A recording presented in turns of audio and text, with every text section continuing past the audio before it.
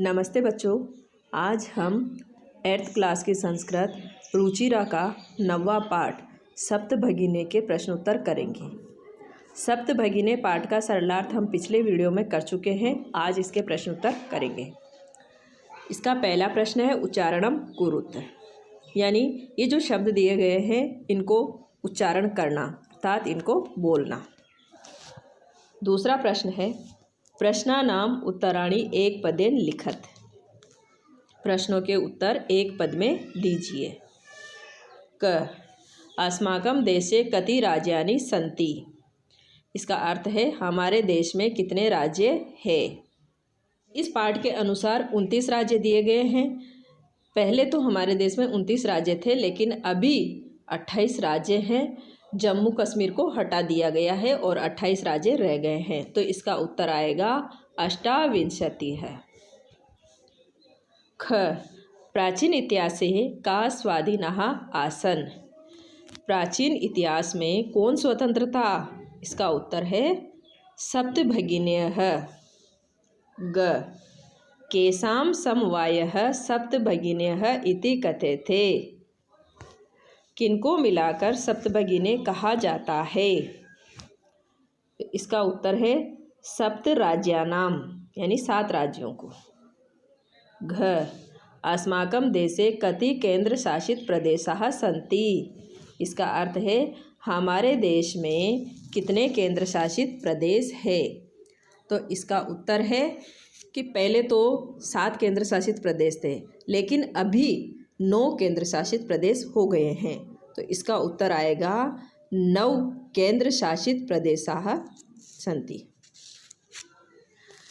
न सप्तभगिनी प्रदेशे क उद्योगः सर्वप्रमुखः, इसका अर्थ है कि सप्तभगिनी प्रदेश में कौन सा उद्योग सबसे प्रमुख है।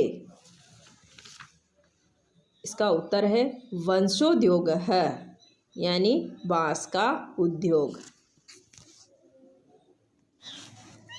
इसका तीसरा प्रश्न है पूर्ण वाक्यन उत्तराणि लिखत, इसका अर्थ है कि ये जो प्रश्न दिए गए हैं इनको पूरे वाक्य में उत्तर दीजिए।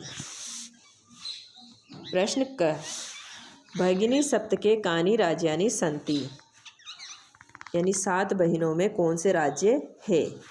इसका उत्तर है भगिनी सप्तके अरुणाचल प्रदेशः मणिपुरम असमः मिजोरमः मेघालयः नागालैंड त्रिपुरा चेति 7 राज्यानि सन्ति।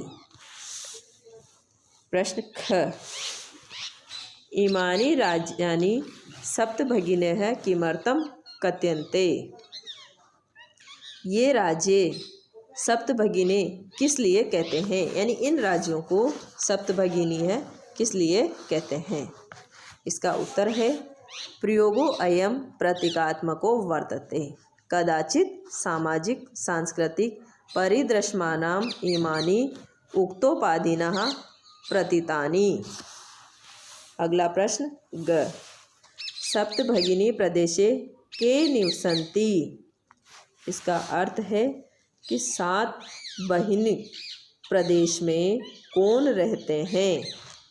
इसका उत्तर है सप्तभगिनी प्रदेशे गारो खासी नगा मिजो प्रभृतयः बहवः जनजातियां निवसन्ति, यानी 7 बहिन प्रदेश में गारो खासी नगा मिजो आदि बहुत सी जनजातियां रहती है। प्रश्न घ एतत् प्रादेशिकाः के निष्णाताः सन्ति, इसका अर्थ है कि ये प्रदेश किसमें कुशल है।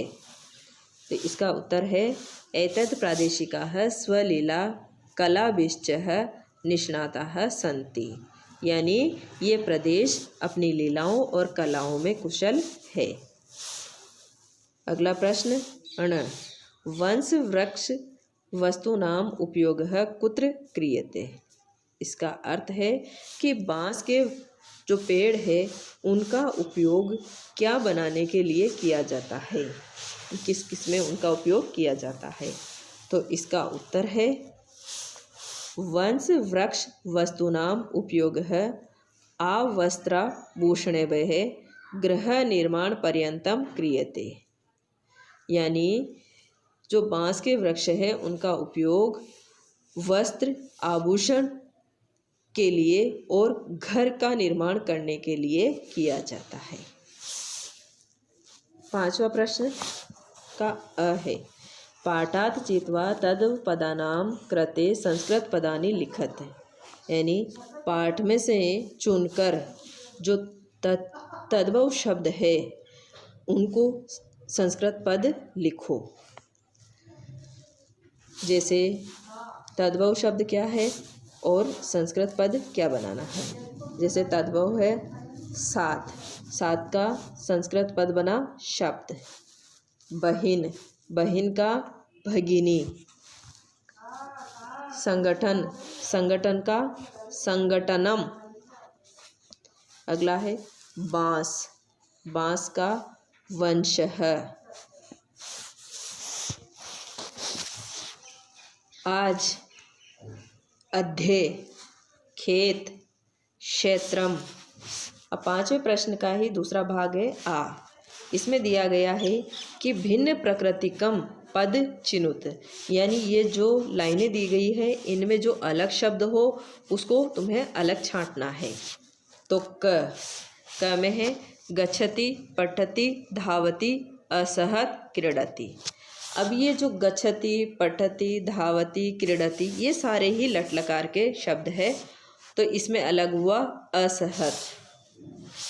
ख छात्रः, सेवकः, शिक्षकः, लेखिका, क्रीडकः। छात्र, सेवकः, शिक्षकः, क्रीडकः ये सारे ही पुल्लिंग शब्द है और लेखिका स्त्रीलिंग शब्द है। ग पत्रम, मित्रम, पुष्पम, आम्रः, फलम। पत्रम, मित्रम, पुष्पम, फलम ये सारे नपुंसकलिंग शब्द है और आम एक फल का नाम है। तो यहाँ आएगा आम्र। घ व्याघ्रः, भल्लूकः, गजः, कपोतः, शाखा, वृषभ, सिंह।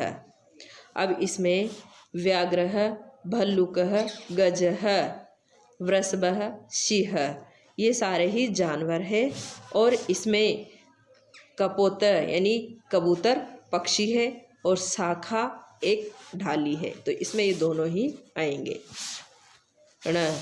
पृथ्वी, वसुंधरा, धरित्री, यानम, वसुधा।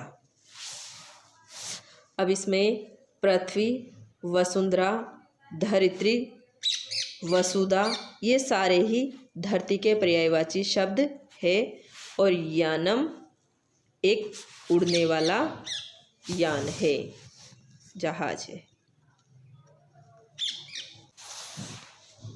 बच्चों इन प्रश्नों को अच्छी तरह से समझना और अपनी कॉपी में लिखना। धन्यवाद।